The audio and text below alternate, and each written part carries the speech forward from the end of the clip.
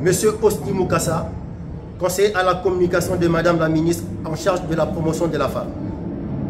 Permettez-moi de répondre à vos récentes déclarations teintées de fanatisme et de mépris pour les souffrances réelles du peuple congolais. Vos propos ne sont pas seulement déconnectés de la réalité, mais témoignent également d'une ignorance alarmante et d'une incapacité à saisir les enjeux majeurs de notre pays. Vous prétendez que Denis Sassou Nguesso est un homme d'État qui a marqué son époque par son engagement envers le peuple. Mais de quelle époque parlez-vous? De quel pays faites-vous allusion? Est-ce du Congo où le peuple vit sans eau potable ni électricité, malgré des décennies de pouvoir ininterrompu? Est-ce du Congo où la corruption est institutionnalisée, où les milliards sont détournés chaque année, laissant des infrastructures essentielles en ruine? Est-ce du Congo où des générations de jeunes sont sacrifiées par l'incapacité à investir dans une éducation de qualité et des politiques de santé dignes? Monsieur Moukassa, vous semblez vivre dans une bulle d'illusion, bien loin des réalités que subit la majorité des Congolais. Votre déconnexion est une insulte aux souffrances des familles congolaises qui luttent chaque jour pour leur survie. Vous osez parler de croissance économique durable sous le régime de Denis Sassou Nguesso. Mais quelle est cette croissance qui ne crée pas des emplois? Permettez-moi de vous poser une question simple. Savez-vous réellement ce que signifie ce terme?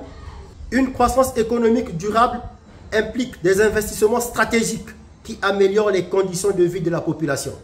Or, au Congo, les richesses naturelles sont bradées, les fonds publics dilapidés et les dettes colossales s'accumulent sans retombées concrètes pour la population. Où sont les résultats de cette prétendue croissance durable? Dans des projets surfacturés comme le Centre international de conférence de Kintélé ou les tours jumelles de Mpila. Ces infrastructures inutiles n'ont fait qu'enrichir une élite corrompue pendant que le peuple s'enfonce dans la pauvreté.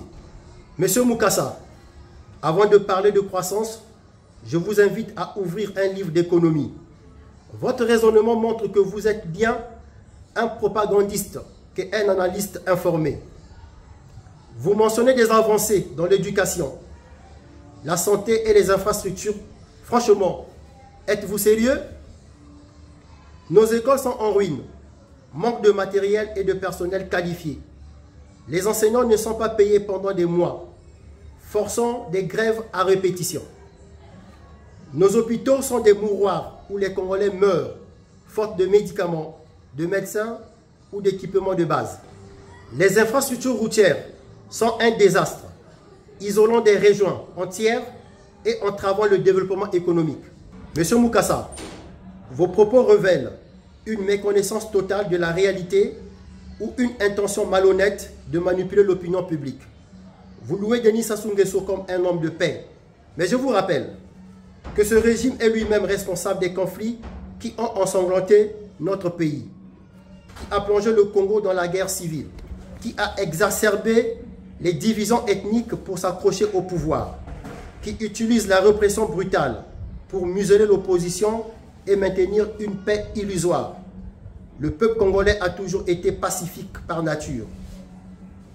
La vraie paix, monsieur Moukassa, repose sur la justice, l'égalité et la prospérité partagée, pas sur la répression et la manipulation.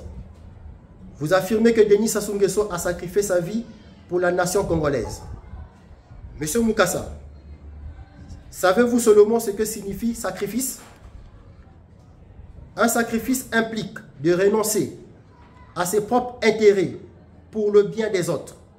Or, Denis Sassou Nguesso n'a fait que protéger les siens, accumulant des richesses colossales au détriment du peuple.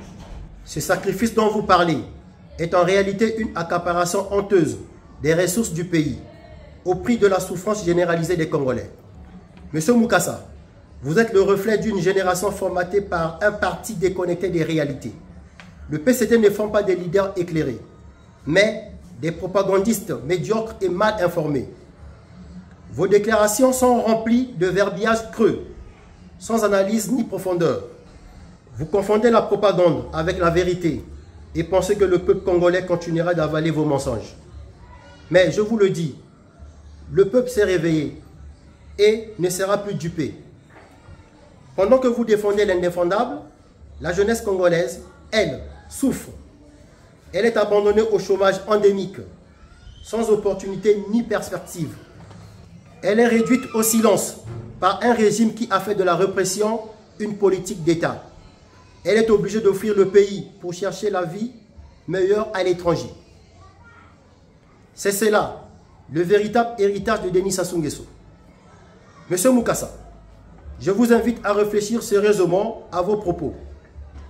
Le rôle d'un jeune leader n'est pas de défendre un système corrompu et oppressif, mais de travailler pour un intérêt général. Vous semblez oublier que la fonction de président de la République est une mission noble, un engagement pour servir le peuple avec intégrité, justice et responsabilité. Or, Denis Sassou Nguesso a fait exactement le contraire. Il a transformé cette fonction en un outil pour encourager la gabegie financière, les détournements massifs et la protection d'une oligarchie corrompue. Sous sa gouvernance, le Congo est devenu un terrain fertile pour les scandales financiers, tandis que le peuple lutte pour survivre. Monsieur Mukasa, arrêtez votre comédie. Votre défense maladroite de ce régime est une insulte à la mémoire des Congolais, qui souffrent chaque jour pour des conséquences de cette mauvaise gestion. Vous osez demander quelles propositions avons-nous faites. Permettez-moi de vous rappeler que nous, les jeunes et cadres du Parti du Peuple, au nom du collectif des jeunes du Congo et de la diaspora, avons été les premiers à formuler des propositions concrètes lorsque Denis Sassou Nguesso a décrété 2024 année de la jeunesse.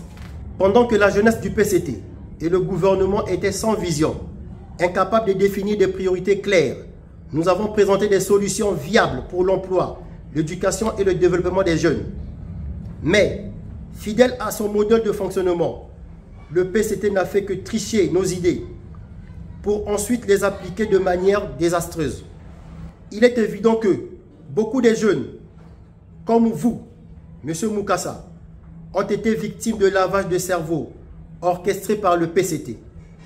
Cette génération détruite par la propagande a perdu tout sens de critique et toute capacité d'analyse.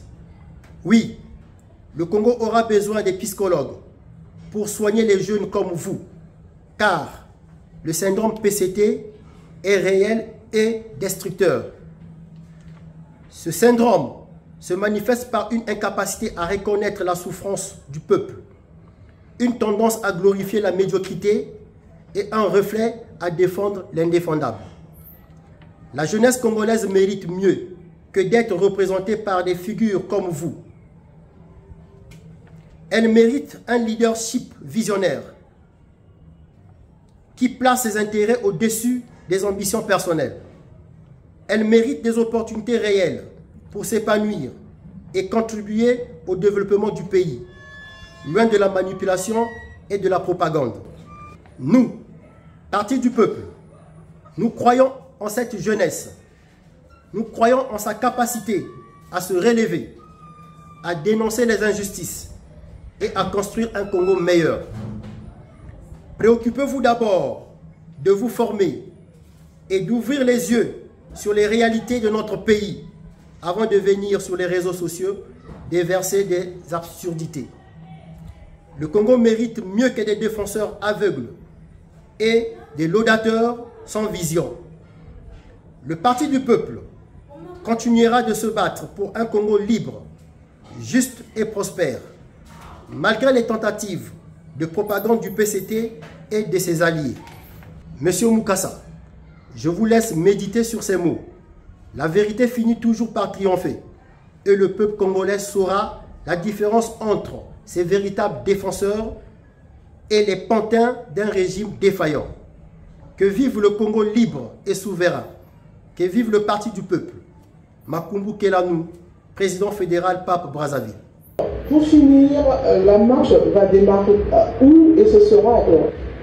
La marche va démarrer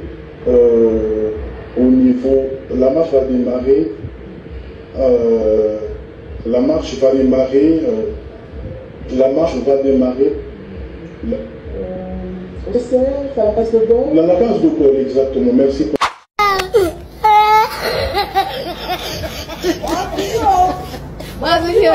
Oh my God!